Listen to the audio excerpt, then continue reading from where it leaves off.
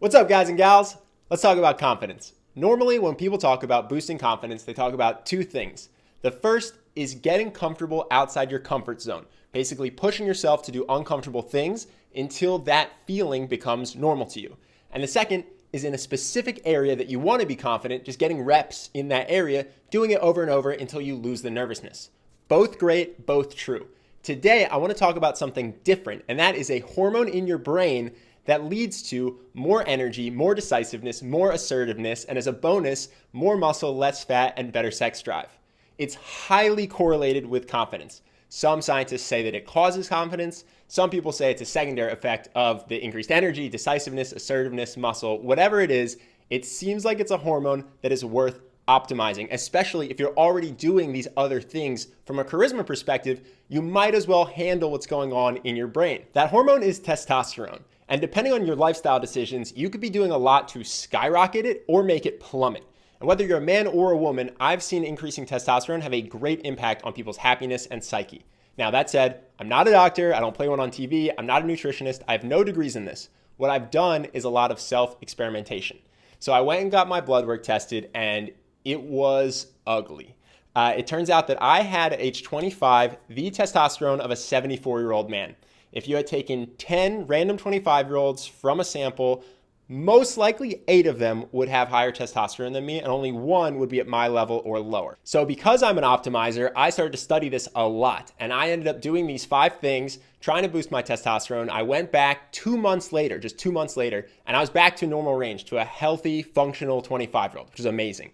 So we're gonna go through 2 things that are gonna help you take your testosterone up, 2 common deficiencies that I was suffering from, and I think a lot of people suffer from, they don't realize, that are really bringing your testosterone down, and then the most common testosterone killers that will wreak havoc on your hormones and your body in general. What is cool is not only will these lifestyle changes boost your testosterone, they're going to make you healthier, they're going to make you live longer, they're going to make you look better. There's a lot of positive benefits that are going to go on if you take these changes and you just put them into your life. The first thing that I did to start boosting my testosterone was experiment with intermittent fasting.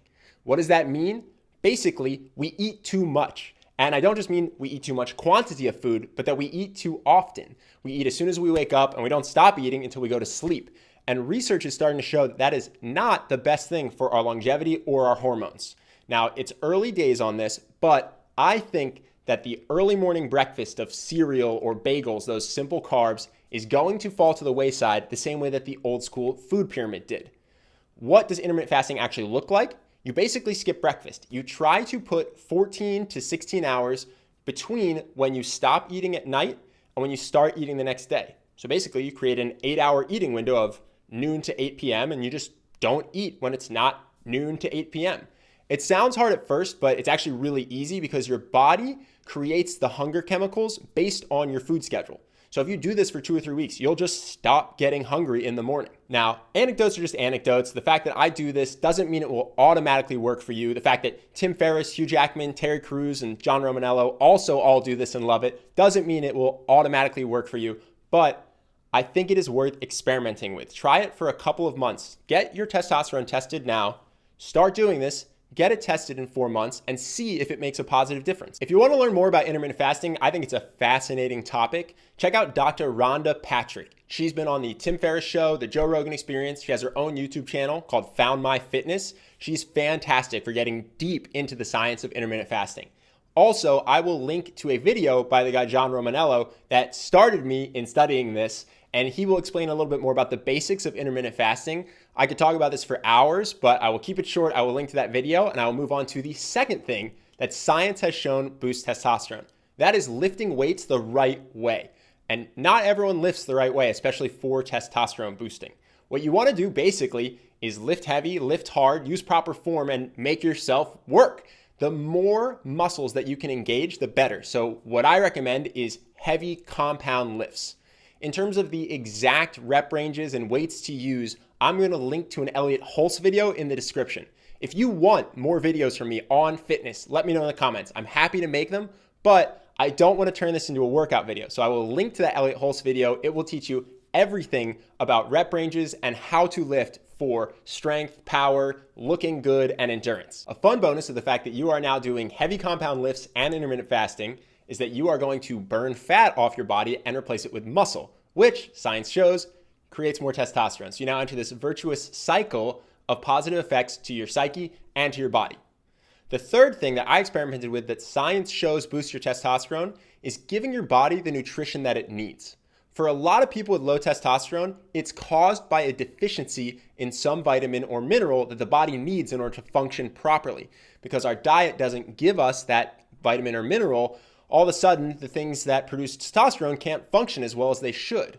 So if you can afford it, go get blood work. Inside Tracker, it's a company that I've heard is really great about this. There's a lot of others, I'm sure. Figure out exactly what you are deficient in and then start to supplement in that. That said, what I do is I take Athletic Greens. I'm actually stoked that Athletic Greens is the sponsor for this video. It's the first sponsor I've ever chased down proactively because I'm a huge fan of theirs. I've been taking them for about 5 years. I first heard about them in Tim Ferriss's book, The 4-Hour Body. Tim Ferriss is a guy I look up to and admire. He's actually who got me to quit my job and start this business. And he says if he could only take one supplement, it would be Athletic Greens. So I take Athletic Greens every day. Another supplement that's super helpful is fish oil. Fish oil is great for your heart and it is great for testosterone. It's full of omega-3 fats that help counteract a lot of the omega-6 heavy diets that we have, especially in America. In general, any good fats that you can get are going to generally be good for your testosterone. So that could be avocados, walnuts, olive oil, things like that.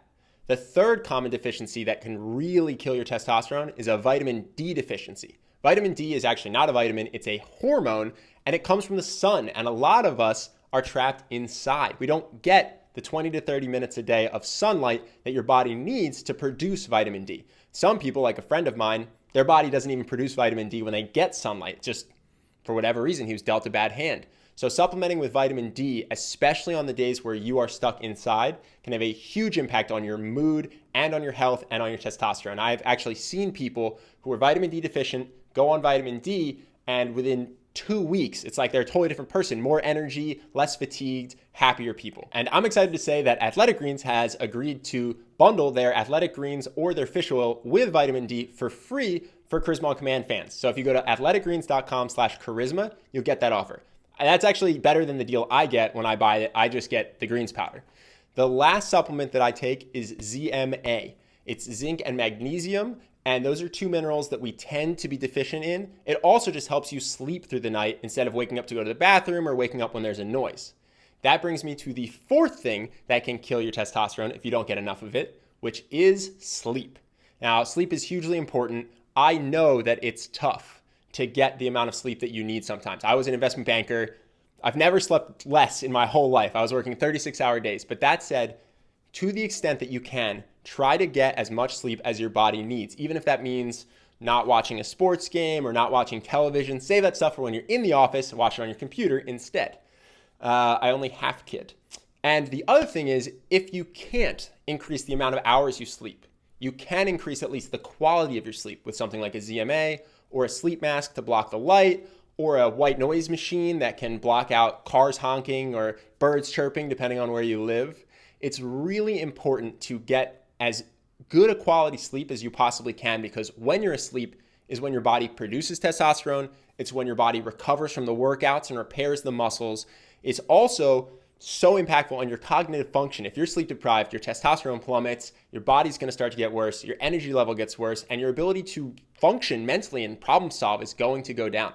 So the fourth thing that I started experimenting with, even though I was in private equity at the time, was really prioritizing the amount of sleep I got and the quality of sleep I got. Now, the last thing that you can do that science shows really helps with your testosterone is to eliminate these 4 testosterone killers. I put this point last because truthfully, giving up something you love is a very hard thing for most people, and I expect the first 4 things to be much easier for you. I put this last, but it is worth mentioning because this will really help you live longer, feel healthy, feel happy, boost your testosterone. So, what are the 4 testosterone killers? Number 1, sugar.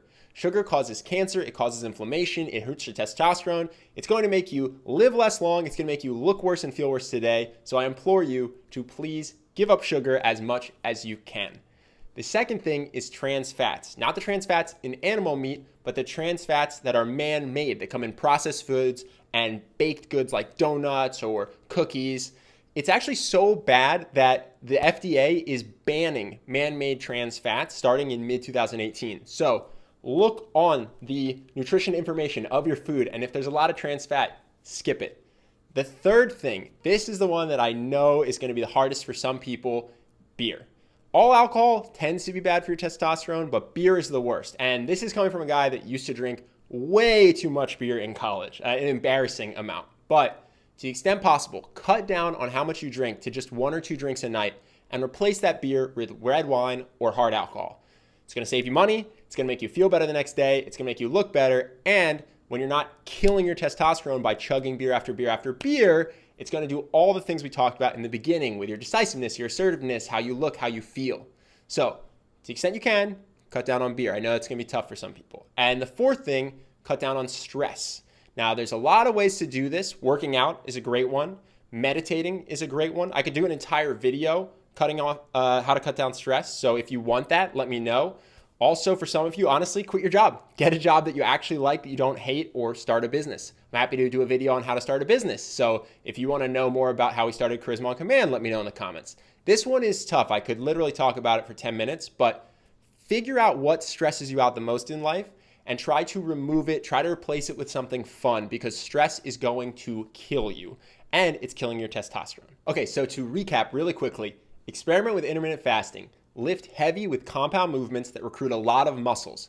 Get your nutrition right. Make sure you don't have any deficiencies for vitamins or minerals that your body needs. Get high quality, high quantity sleep and kill the testosterone killers. Thank you so much for watching. If you want to check out the Athletic Greens special offer that I got for you guys, go to athleticgreens.com/charisma. It'll be in the description. Like I said, this is the first sponsor, the only sponsor I've ever proactively hunted down because I really like their product. Bought my first bag 5 years ago. I have 2 bags in my fridge right now. And I just think that it's fantastic. It's got multivitamin, multi-mineral, prebiotic, probiotic, digestive enzymes. I agree with Tim Ferriss. I think it's the best supplement on the market. And if you want to check that out, just go to the link in the description. Thank you so much for watching, and I will see you in the next video.